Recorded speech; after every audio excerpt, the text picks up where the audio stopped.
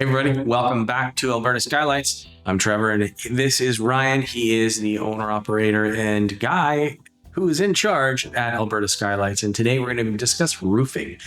A lot of the problems that we have with skylights, as you mentioned in your former videos, is they don't really understand how to install skylights properly because they're not trained. They don't know it, how the systems work together and how to make them so they're leak free. So let's talk a little bit about roofing today. And earlier we were discussing, the things that roofers do really well and things that roofing companies don't really do super well. So let's jump into it. What are some ways that roofing companies do a great job? Yeah. So our industry as a whole, in my experience, I've been roofing since 1999, needs to prove that one, ticketed Red Seal Journeyman roofer. I find the things that the roofing industry does really, really well is teach people how to do things. What it doesn't do a real good job of is teaching people why they're doing it.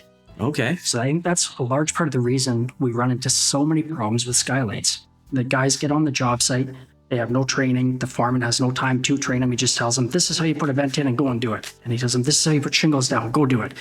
And they don't understand the why of what they're doing. So when they come into skylights, they just take and use a point of reference to something else that's there. Oh, this is similar to a chimney. We'll just go like that. And they don't understand why you have to do the things you need to do. Pointing case, when you put a chimney flashing together, you have your step flashing, you have to have a counter flashing go over so water doesn't run in behind your system. In a chimney, counter flashing is completely different than it is on a skylight. The roofers clue in and they say, oh, hey, yeah, we need to put a counter flashing in here, but they don't account for the why.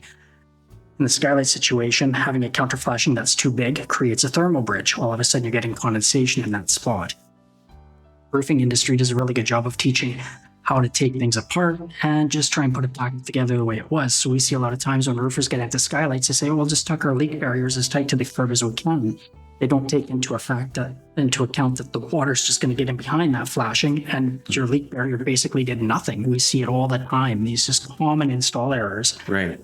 Roofers are typically afraid to take the skylights apart because they're afraid of breaking them. They don't really understand how they go back together. And that's where our industry really lacks. It says, this is how you do it. There's no concept of why. Okay, so that's good to know. And if you are a customer in the Edmonton region and you have a skylight and a roof, I mean, the guys who you want to replace that skylight is obviously the guy with all the experience in roofing because he knows how to put everything back together again, right? Why it goes together, the who and the what and the why of skylights, so that you have a leak-free experience, because nothing worse than having a leak in your roof. I mean, I guess the only other worst possible thing is having a leaky basement, water coming up from the bottom, water from the roof, and it causes all kinds of trouble. That's why if I was an electrician for a number of years, because dealing with water, I didn't want to deal anything with water because even a little leak over time causes thousands and thousands of dollars worth of damage. The worst thing that can happen with I guess electrical, I mean, you could get a fire, but you'd have to do something really, really wrong in order to get a fire, like really wrong, because of all the safety mechanisms that are in place. The whole reason our trade exists is to provide energy to your appliances, your outlets, and so forth safely. Yep. Which is why we have code. So for you, tell me a little bit about. Well, whenever we take a look at your electrical industry, sure. In order for me to take that outlet apart, I have to have training. I have to have some background. I have to, go through an apprenticeship.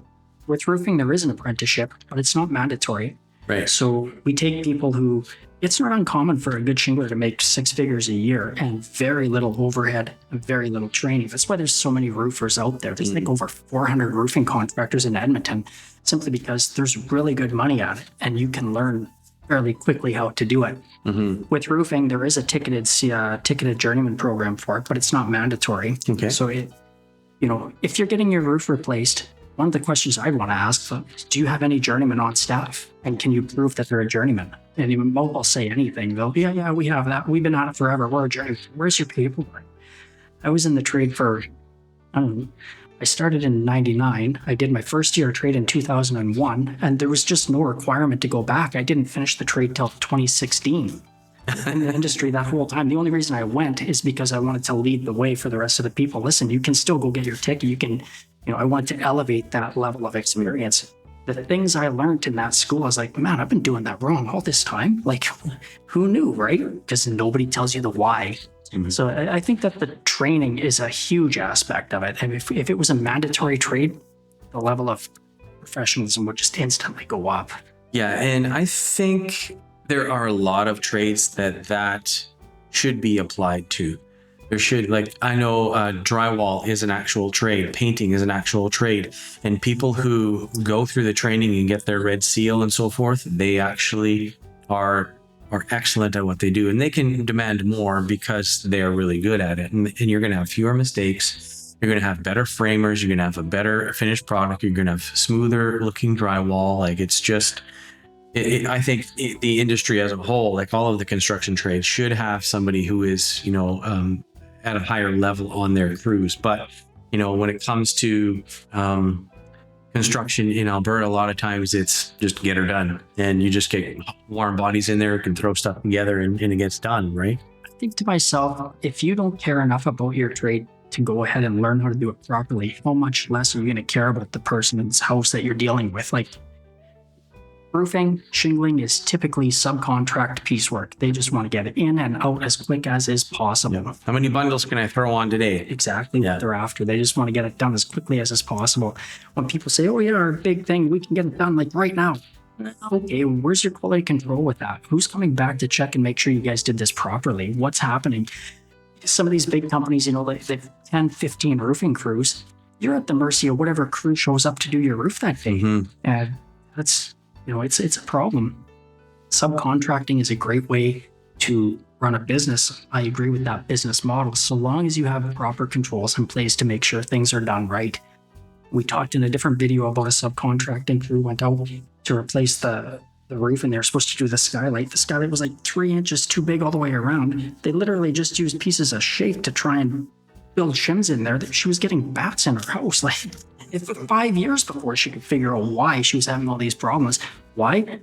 The contract said we're going to put a new skylight in and a new curb, and they did. She just did it so wrong, and rather than do it properly, they just, whatever, we're not getting paid to get this, and they just slapped it together.